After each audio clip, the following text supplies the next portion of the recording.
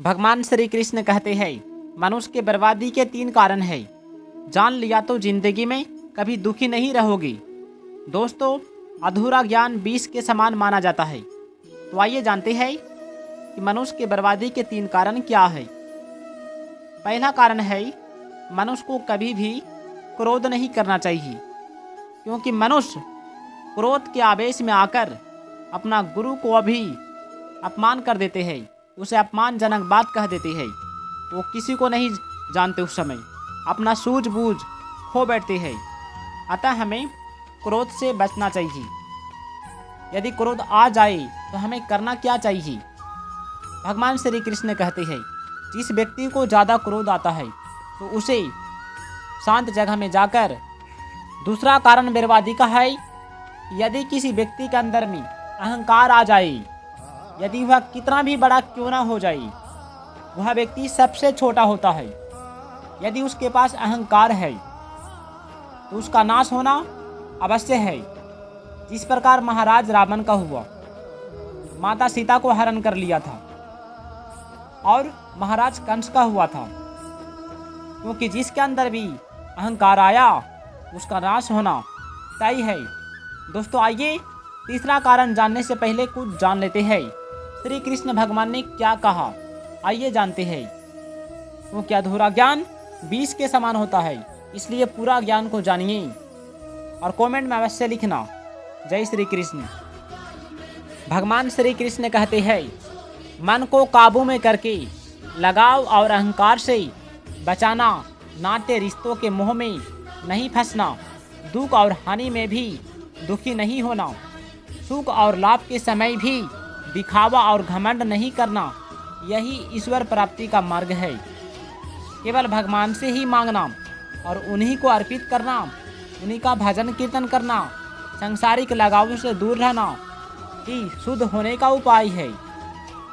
ज्ञान है शास्त्रों का पठन पाठन, भजन कीर्तन और सत्संग में लगे रहना तथा सांसारिक कार्यों तथा स्वार्थ में लगे रहना ही अज्ञान है। सबके जानने योग्य तत्व केवल परम ब्रह्मा है। वह सदा रहने वाला है तथा नाशहीन है।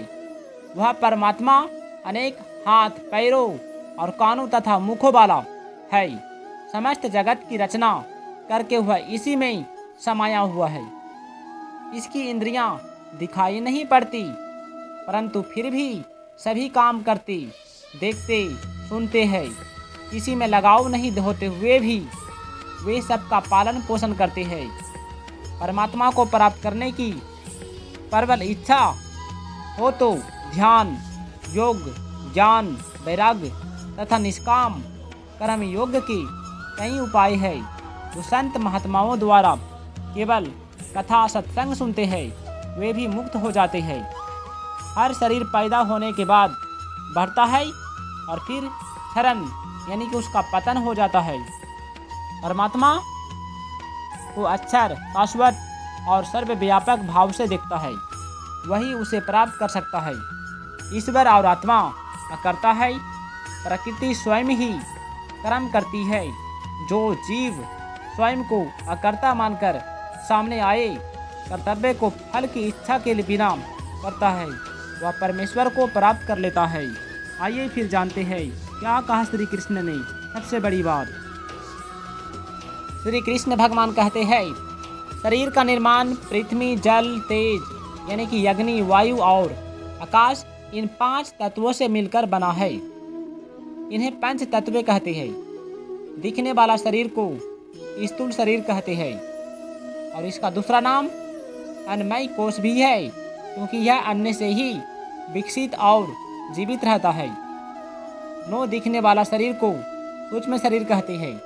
इसका निर्माण 5 ज्ञानेंद्रियों, 5 कर्मेंद्रियां, 5 प्राण, मन और बुद्धि, इन 17 तत्वों से होता है।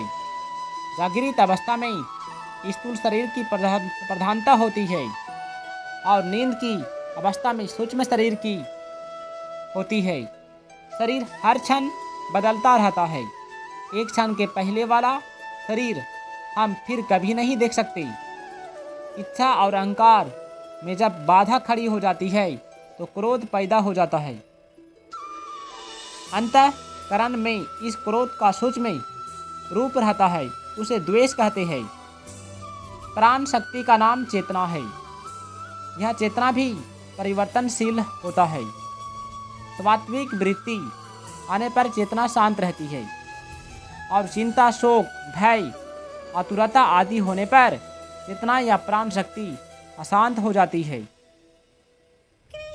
आतुरता आदि होने पर चेतना प्राण शक्ति अशांत होती ही है।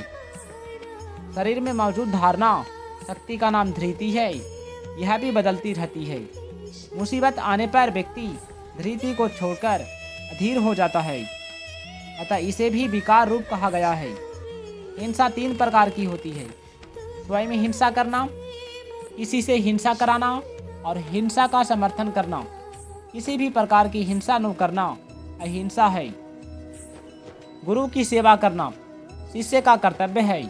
अगर शिष्य अपने कर्तव्य का पालन न करे तो उसका नाम तो शिष्य रहेगा, पर उसमें शिष्यत्व नहीं रहेगा। गुरु का कर्तव्य शिष्य का कल्याण करना होता है। जब तक गुरु शिष्य से कुछ भी धन, मान, बड़ाई चाहता है, तब तक उसमें गुरुत्व न रहकर शिष्य की दास्ता रहती है। बाहरी शरीर और भीतरी शरीर मन की शुद्धि का नाम शौच है। जल, मिट्टी, साबुन आदि से बाहरी शरीर की शुद्धि होती है तथा दया, क्षमा, उदारता आदि गुणों से भीतरी शरीर यानी कि मन की शुद्धि होती है।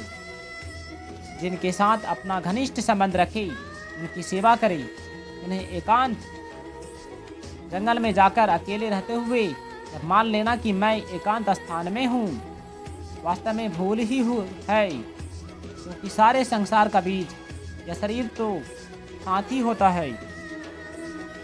वास्तव में जब तक शरीर होने का अहंकार नष्ट नहीं होता, सारे संसार से संबंध बना ही रहता है, चाहे कितने एकांत स्थान पर क्यों न चले जाए। भगवान के हर जगह सिर, मुंह, नेत्र, हाथ, पैर और कान है। उनका दर्शन कहीं भी किया जा सकता है। भगवान सबसे प्रेम और अपनापन रखती है, लेकिन किसी से मोह नहीं रखती। आइए आप जानते हैं कि तीसरा कारण क्या है बर्बादी होने का। दोस्तों, मैं आपको बता दूं कि तीसरा कारण है कि आलस्य। जब तक व्यक्ति का पास आलस्य रहेगा, वह कभी भी अपने ज़िंदगी में सफल नहीं हो सकता है, क्योंकि आलस्य व्यक्ति का सबसे बड़ा दुश्मन है। इसलिए व्यक्ति को कभी भी आलस्य नहीं होना चाहिए। दोस्तों, यदि यह वीडियो आपको अच्छा लगा है तो इस वीडियो को लाइक करके चैनल को सब्सक्राइब कर दीजिएगा। धन्यवाद।